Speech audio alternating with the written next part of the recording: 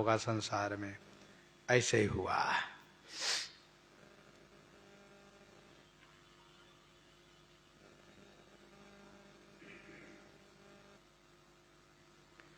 आगे गीत गोविंद की महिमा श्री स्वामी प्रियादास जी प्रस्तुत कर रहे हैं। सुता एक माली की जो बैगन की बारी माज, तोरई बन माली गावे कथा सर्ग 5 की। सुता एक माली की जो, एक माली की बेटी, उन्होंने गीत गोविंद से 5वें सर्ग को कंठस्थ कर लिया और अष्टपदी को गायन शुरू किया। उनको बहुत अच्छा लगे गाने में।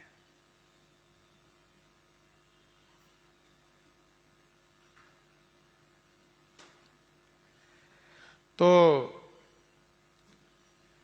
उन्होंने कहा गायन शुरू किया, कहा वे जो काम करती वहीं गाती है। बैगन तोड़ने के लिए गए खेत में।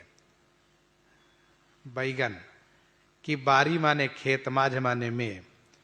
सुता एक माली की जो बैगन की बारी माज।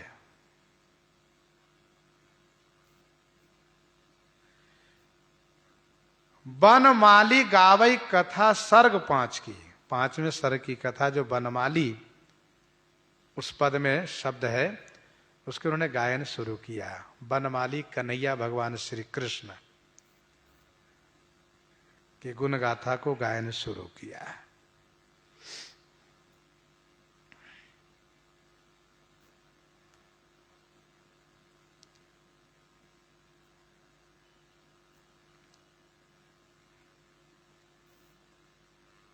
डोलई जगन्नाथ पाछे, काछे अंग मिहि झंगा, आछे कही घूमई सुधी आवे विरह आँच की।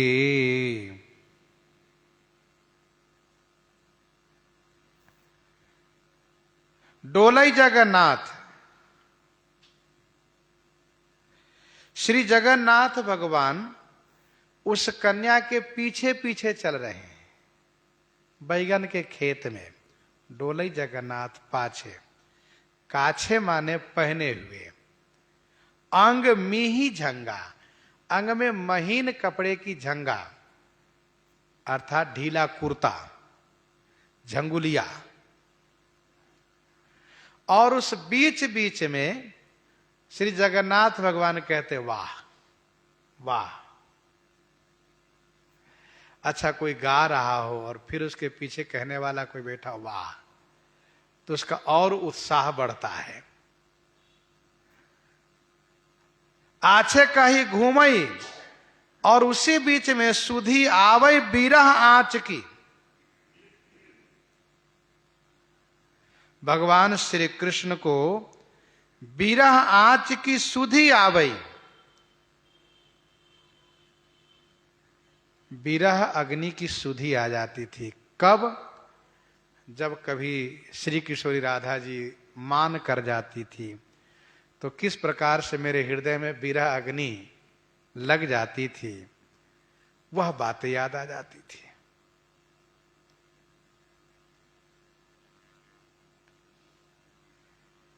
जिये की साध जुजियहि रहीरी, बहुरी गोपाल देख नहीं पाए बिलपत कुंज अहीरी। के दिन सौज समीप ये मारग, बेचन जात दहीरी। प्रीति के लिए दान मिस मोहन, मेरी बाह गहीरी। बिनु देखे घड़ी जात कलप सम, बिरहा अनल दहीरी। परमानंद स्वामी बिन दर्शन, नैनन नीर बहीरी। वह बात कमल दल नयन की, बार बार सुधि आवत सजनी, वह दूरी देन सैन की। तो भगवान श्री कृष्ण, क्योंकि उनका एक स्वभाव है, जे यथा माम प्रपद्यन्ते तांस तथैव भजाम्य हम। भक्त जैसे विरह आंच से संतप्त होते उसे आप भी उसका अनुभव करते हैं।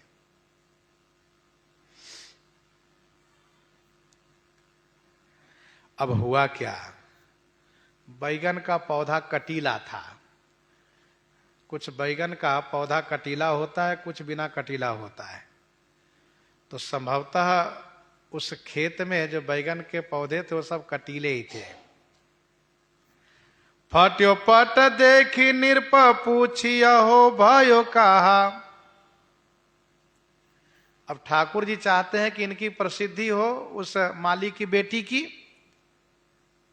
जिन्होंने गीत गोविंद पर इतना अनुराग किया है, इस प्रकार से गायन करती है।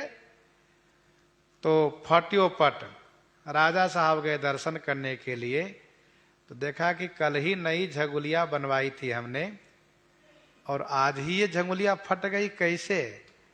और ऐसा नहीं कि जहां जोड़ हो, जहां सिया गया वो खुल गया, सो नहीं, बीच से फटा हुआ है ये फटा कैसा। तो पूछा, क्यों पुजारी जी, जय जय, ये बताइए कि ठाकुर जी के वस्त्र फट कैसे गया, क्या बात है। तो पुजारी जी ने हाथ जोड़ करके कहा, महाराज मुझे नहीं मालूम कैसे फट गया। फट पट देखी निरप पूछिया हो भयो कहा। क्या हुआ, कैसे फटा ये।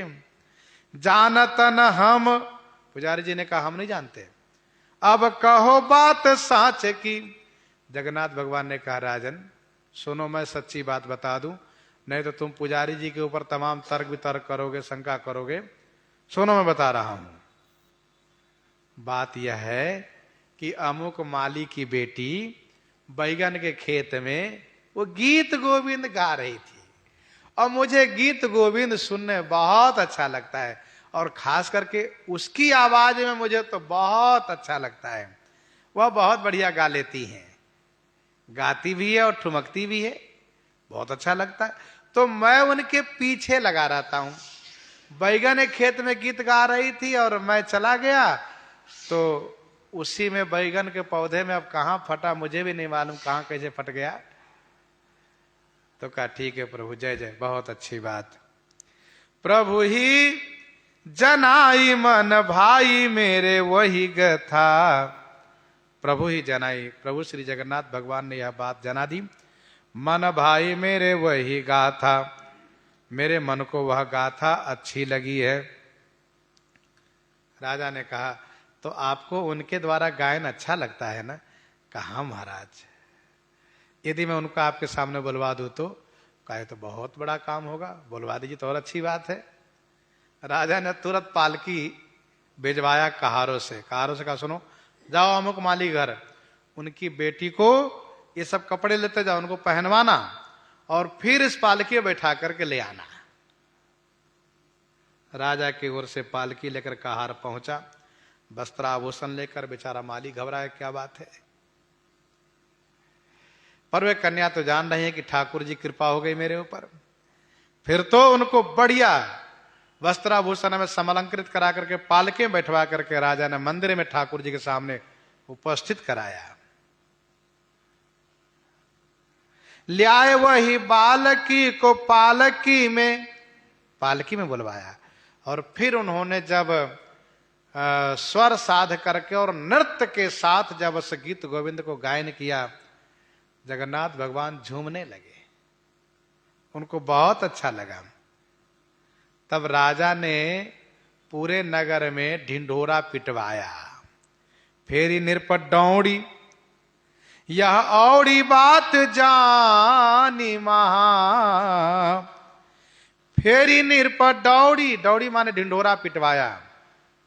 यह औड़ी बात जानी महा, यह जो औड़ी माने जो गंभीर गूढ़ बात है, इसको जान करके कि ये तो बहुत गूढ़ गंभीर बात है। गीत गोविंद जहां भी कोई गाएगा वहीं पहुंच जाएंगे भगवान।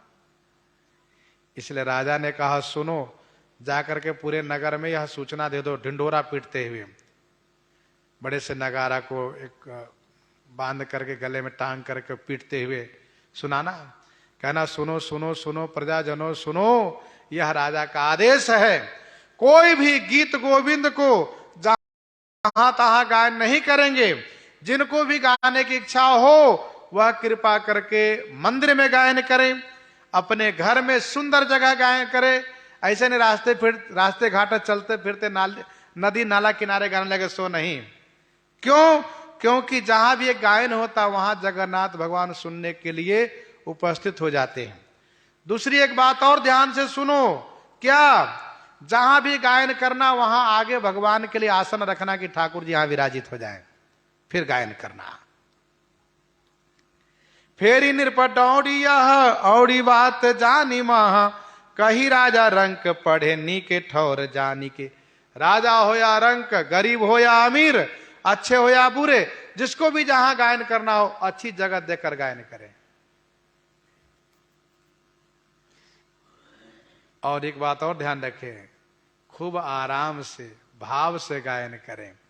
अक्षर मधुर और मधुर स्वर निहिसो, अक्षर मधुर, इस गीत गोविंद का अक्षर मधुर है या स्वयं मधुर है, इसलिए मधुर स्वर में, ये नहीं कि फटे स्वर में गाना शुरू कर दे, सो नहीं, मधुर आवाज में भाव से गावे, प्रेम से गावे। मधुर स्वर निहिसो गावई जब लाल प्यारी, ढीग हिले मानी के। और यह मान ले कि लाल प्यारी, लाल श्री कृष्णचंद्र भगवान जगन्नाथ भगवान, प्यारी श्री राधा किशोरी जी, ढीग हिलई, ढीग माने पास में, हिलई माने सुन रहे हैं, झूम रहे हैं, दर्शन दे रहे हैं, ऐसा मान करके। सुन यह रीति एक मुगल ने धारी लई, इसी बात को एक मुगल ने सुना, मुसलमान ने। सुन यह रीति एक मुगल ने धारी लई, पढ़ई चढ़ई घोड़े आगे श्याम रूप ठानी के। एक मुगल मुसलमान, वह जगन्नाथ में एक विप्र, जहां ब्राह्मण रहते थे उन्हीं के पास में मुगल का भी इसका घर था जगन्नाथपुरी में। जब वह घर से निकलता था तो ब्राह्मण का घर सामने पड़ता था, और जैसे उस घर के पास आवे वैसे उसको आवाज आवे, गीत गोविंद की आवाज। तो चाहे जितनी जल्दी में हो, खड़े होकर के सुन ले पहले। और सुने, एक दिन सुना, 2 दिन सुना, 4 दिन सुना, तो मन में आया कि भाई मैं रोज सुनता हूं, याद करूंगा। तो अब कल से थोड़ा पहले आने लगे, और थोड़ा वहां रुक जाए और सुन करके 1 पंक्ति 2 पंक्ति 3 पंक्ति करके कि हम इतना याद कर ले जाएंगे, रट लें, फिर चलते हैं। ऐसे धीरे धीरे करके उसने याद कर लिया, बहुत अच्छा लगा उनको। नित मार्ग निकसत मुगल, सुनत भई ही प्रीति। अब उसके हृदय में भगवान श्री कृष्ण के प्रति प्रीति हो गई। याद तो कर लिया, लेकिन उसने भी सुना है कि अच्छी जगह गायन करना चाहिए। अब हम हैं मुसलमान, कहां गांव में, क्या करें? तब उन्होंने पंडित जी से पूछा, पंडित जी आप ये बताइए कि मैं यदि गायन करना चाहूं तो उचित है कि नहीं? तो पंडित जी ने कहा, देखो भगवान की भक्ति सब कोई कर सकता है, कोई भी जाति बिरादी किसी भी धर्म का हो, किसी के लिए मना नहीं है। अच्छा, ये तो बहुत बढ़िया बात हुई।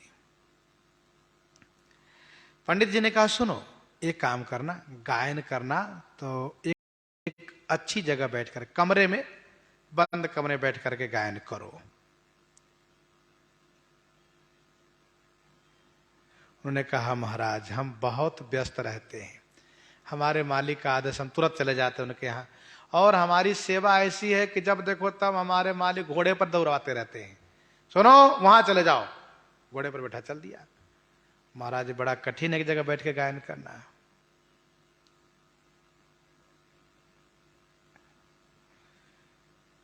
तब पंडित जी ने कहा सुनो, तो घोड़े पर ही एक आसन भगवान के लिए रख लेना, घोड़े पर भगवान के लिए आसन रख लेना, फिर वहां गायन करना। गान समय प्रभु ध्यान करी आसन पर बैठाए, गावो नी की ठौर जो तो मैं देहूं सिखाए, राज का जहित है चढ़ी जाऊं तब ही गान को अवसर पाऊं। मुगल ने कहा कि हम तो केवल उसी समय अवसर पाते हैं जब घोड़े पर बैठ कर दौड़ते हैं। पंडित जी ने उनको बता दिया वहीं पर उनके लिए आसन रखना, और पंडित जी उनको एक बार सुना दिए। या तो था ही, लेकिन नियम है कि एक बार गुरु मुख से सुनना चाहिए। सुना उन्होंने।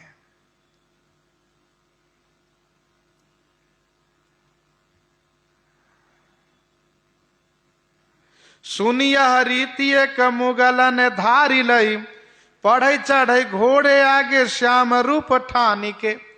श्याम रूप को ठानी के मन निश्चय करके कि श्याम जी श्री कृष्ण चंद्र भगवान सामने विराजित हैं, इस भाव से गाते थे। लेकिन एक दिन भूल गए घोड़े पर श्री ठाकुर जी के आसन देना, भूल गए। एक दिन हरि बिना बैठाए, है चढ़ी पद गावत मन भाए। एक दिन बिना आसन दिए ही गाना शुरू कर दे, भूल गए, जल्दी में थे। सनमुख उल्टे चली के सुनही, हरि पग के नूपुर झन करही। ठाकुर जी उनके सामने मुख करके उल्टा चलने लगे। ये गा रहे हैं, मगन होकर के ठाकुर जी चल रहे हैं, तो इनके कान में नूपुर की आवाज आई। ये कैसी आवाज? नेत्र खोल करके देखा तो सामने श्याम सुंदर। अरे मैं तो भूल गया आसन देना। उतरी तुरत चरणनि में लागो, तुरंत घोड़े से कूद गए और ठाकुर जी के चरणों में वंदन प्रणाम किया। है समेत कृत कृत हुए पायो, हरि को धाम संग मात्र ते वे तरे, तंग लाग्यो जी जाम। घोड़ा भी धन्य हुआ और वह मुसलमान भी धन्य हुआ। दोनों भगवान को प्राप्त किए, दोनों का जीवन धन्य हो गया। भगवान उन पर विशेष कृपा की उसके ऊपर। स्वामी प्रियादास जी कहते हैं कि यह गीत गोविंद की विशेषता है। पोथी को प्रताप स्वर्ग गावत है देव बधू। हम लोग पहला दिन ही चर्चा किए थे, प्रथम दिन ही, कि विक्रमादित्य महाराज के दरबार में जब यह गायन हुआ गीत गोविंद का, तो वहां पर देवता लोग भी आए थे, पाताल से भी नागलोक से आए थे। सबने कहा इसका गायन तो हमारे लोक में भी होता है।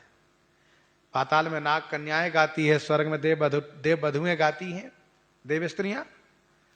स्वामी प्रियादास जी कहते हैं पोथी को प्रताप स्वर्ग गावत है देव बधु। ये गीत गोविंद पोथी का प्रताप है कि स्वर्ग में देव बधु गायन करती हैं। आप ही जुरी झिली क्यों निज कर आनी कई। और ऐसा हो भी क्यों ना, क्योंकि आप ही भगवान श्याम सुंदर रिझ करके स्वयं आकर के उन्होंने पद लिखा है। और गत दिवस हम लोग चर्चा किए हैं कि श्री जयदेव जी जब बहुत मन में उद्विग्न होकर के मैं क्या करूं, उस पद को लिखूं या ना लिखूं, नहाने चले गए तो ठाकुर जी श्री जयदेव जी के रूप धारण करके आए, स्नान किए, सियाराम उस पद को लिखे और पद्मावती जी से भोग लगवाकर प्रसाद पाए और आराम किए। जयदेव जी आए तब गए, चले गए। तो इसलिए इस गीत गोविंद पुस्तक की, इस गीत गोविंद ग्रंथ की बड़ी महिमा है। इन्हीं के साथ आज सीताराम सीताराम सीताराम सीताराम सीता